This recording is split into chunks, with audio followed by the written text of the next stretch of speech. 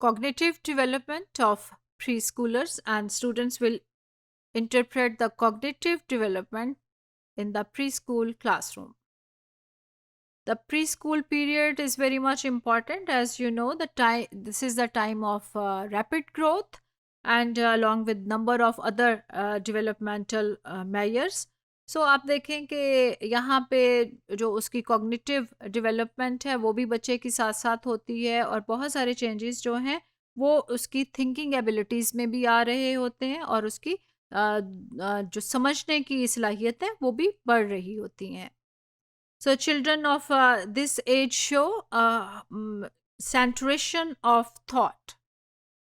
So इनकी मरकजियत, इनका focus जो है इस एज में, जो प्री स्कूल एज है, वो बढ़ रहा होता है, वो in a very good way develop हो गया होता है. So that focus is limited to one aspect of the situation और ऑब्जेक्ट. आप देखें कि वो फिर जो काम आप उसको देंगे उसकी तरफ उसकी पूरी जो अटेंशन होगी वो डाइवर्ट हो जाएगी, और वो फिर अपने डिफरेंट आपको वेज बताएगा, वो एक्सप्रेस करेगा कि मैं इस वक्त कितने इम्पोर्टेंट काम में इन्वॉल्व हूँ. और आप उसमें उसको क्या देखेंगे कि आप वो बताएगा कि मेरी जो मैंने अगर ब्लॉक्स रखने हैं, मुझे अगर कलरिंग करनी है, तो वो और किसी चीज़ की तरफ नहीं देख रहा होगा. So children show their own ways of categorising, reasoning and problem solving ways. Pre-operational stage of intellectual development. So the characteristics of pre-operational stage are as follows. So children will show the different symbols at different stages. Children grow in their ability to use symbols, including language. Children are not capable of operational thinking, and operation is a reversible mental action. So children center on one thought or idea, often to be exclusion of other thoughts. I have explained this point कि वो सिर्फ एक ही चीज़ के ऊपर focus रहेंगे. Children are unable to conserve. So वो safe नहीं करेंगे चीज़ों को, वो उसको संभाल के नहीं रख रहे होते हैं उन थॉट्स को. उनको एक तरफ जब काम में इन्वॉल्व हो जाएंगे तो उसका फोकस वहाँ रहेगा.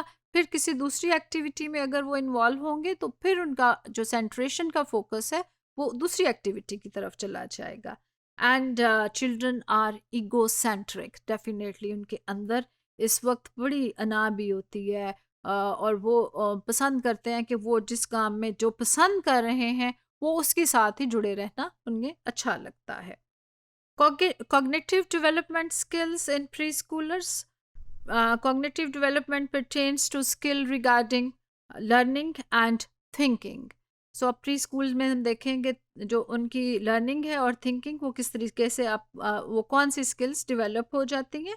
It's not remembering facts and trivia. वो बहुत आलतू फालतू की चीज़ें नहीं याद करेंगे या उसको क्रैम नहीं करेंगे चीज़ों को, लेकिन उनकी कॉग्निटिव स्किल्स में क्या क्या शामिल होगा देखते हैं. Asking questions. इस एज के बच्चे अगर आप अपने इर्द गिर्द के माहौल को देखें या उन बच्चों का एक्सपीरियंस हुआ हो तो बहुत सवाल करते हैं जाकर.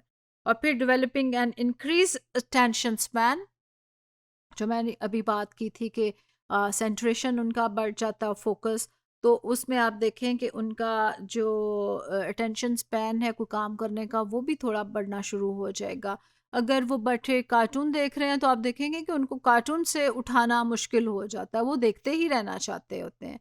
कलरिंग करें, जो काम बच्चा कर रहा है तो उसका जो टाइम है वो इंक्रीज हो जाता है. प्रॉब्लम सॉल्विंग, वो कुछ ऐसे काम करते हैं, कुछ इस किस्म की चीज़ें कर रहे होते हैं कि उसमें आपको लगता है कि वो कहीं खुद से उनकी सॉल्यूशंस ढूंढने की कोशिश करते हैं. सो इसमें देखें कि विजुअल डिस्क्रिमिनेशन भी आ जाती है, matching, comparing, sorting and organising. Sometimes वो रेड कपड़े हैं तो रेड के साथ उसकी वो चीज़ें ढूंढ रहे होते हैं. एंड समटाइम्स अगर स्वीट्स हैं, पेंसिल्स हैं, तो आप देखेंगे कि वो उनको मैचिंग करना भी शुरू कर देते हैं। इसके साथ-साथ आप देखें कि उनको सेटल करना, आप उनके टॉयज़ दें और टॉय से खेलने के बाद अगर आप उन्हें बताएँगे कि इनको सेटल करो, तो वो उसको ऑर्गेनाइज़ करना भी सीख रहे होते हैं। अंडरस्टैंडिंग फैक्ट एंड फिक्शन और द डिफरेंस बिटवीन ट्रूथ और अ लाई, वो बच्चा बड़ा स्मार्ट हो जाता है ना इस एज में। तो वो आप उससे अच्छी बात कह रहे हैं, अच्छा अगर उसे कह रहे हैं कि मैं थोड़ी देर में आपको ये चीज़ प्रोवाइड कर दूंगा, तो वो याद रखेगा कि आपने उससे कोई प्रॉमिस किया है और वो उससे पूछेगा। अदरवाइज वो कहेगा कि आपने तो मेरे से झूठ बोला है। सो इसमें आप देखें कि वो अंडरस्टैंड कर रहे हैं फैक्ट्स को।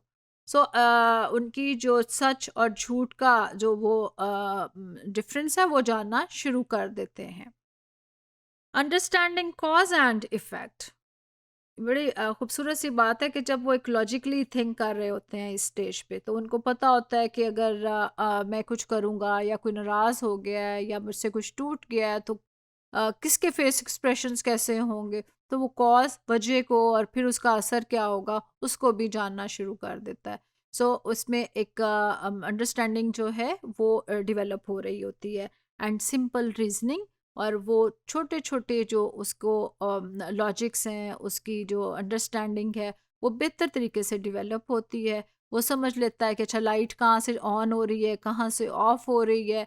सो ये सब जो उसकी स्किल्स हैं, वो प्री स्कूल एज में एनहांस होके सामने आती हैं। Thank you.